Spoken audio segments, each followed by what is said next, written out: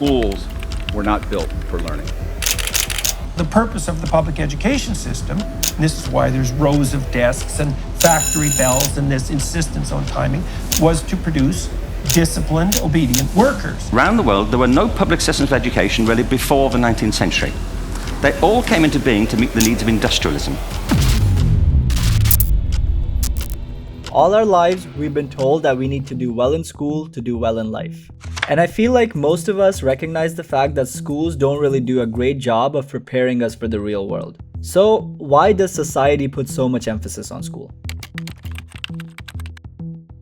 The educational system is supposed to train people to be obedient, conformist, not think too much, do what you're told, stay passive, don't cause any crises of democracy, don't raise any questions, and so on. That's basically what the system is about. Our education system is engineered for a very specific result, and that result is you want to get a kid who can sit in class and learn so that they can sit in a job and perform.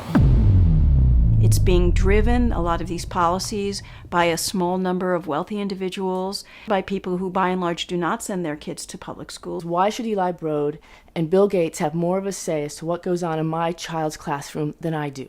Corporate interest in education goes back generations at this point. And I don't believe I need to tell you about how these corporations work with governments and influence the law and systems that affect our everyday lives. Many aspects of the schooling system are designed to kill our creativity and critical thinking. And it's only fair that we question the intentions behind it.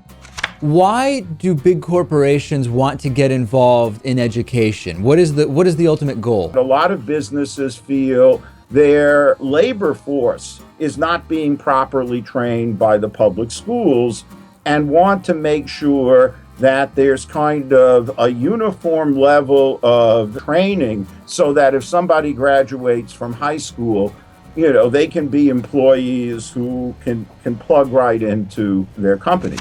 Big corporations stand to gain a ton from a standardized education system. In the 12 to 14 years that kids spend in the public schooling system, they aren't taught many skills that can help them outside of being in a 9-to-5 job. People who end up succeeding as entrepreneurs, artists, or in any other offbeat careers are often, if not always, motivated by outside factors and are exceptions to the rule.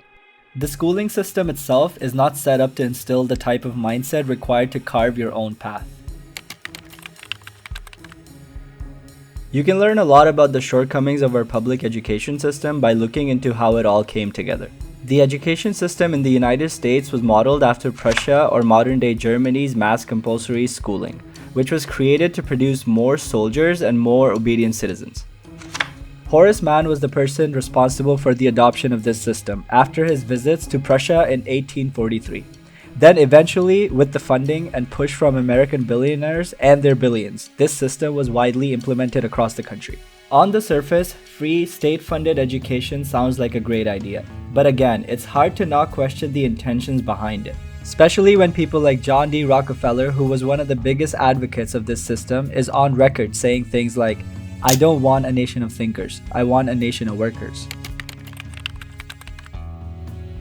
In all honesty, I don't believe that this system is completely wrong, even though it was created to develop conformist factory workers and to eventually benefit large corporations. Basic literacy has benefited the masses as well. But this approach, while effective for its time, has continued to shape the education system today. The fact that the system has a lot of stupidity in it, I think, has a function. It means that people are filtered out for obedience. If you can guarantee lots of stupidity in the educational system, like stupid assignments and things like that, that the only people who will make it through are willing to do it no matter how stupid it is, because we want to go to the next step. Schools do their best to condition students to be obedient. We're all taught the same thing the same way without much consideration of who we are as people. The one-size-fits-all approach to education does not encourage students to think outside the box and be creative. We stigmatize mistakes. And we're now running national education systems where mistakes are the worst thing you can make. And the result is that we are educating people out of their creative capacities.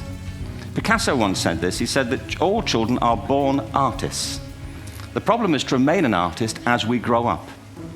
Students are rewarded for regurgitating information rather than exploring new ideas. and in most cases even penalized for doing so. We know that the best learning that we do happens when it's for a real audience, for a real purpose, when it has relevance in our lives, when it's not constrained by time, and when there are other people around us who are passionate to learn those things as well. The brain is hardwired to learn in unstable outdoor environments and near constant motion. And Dr. Medina continues, so if you wanted to create something that is in direct opposition to how the brain is meant to learn, you would create the modern classroom. It's not a secret that the way schools expect us to learn and the infrastructure we have for that is not ideal. But is there a way we can fix this, or are we in too deep? So why do we do this? I think part of this is obviously nostalgia. This makes us comfortable.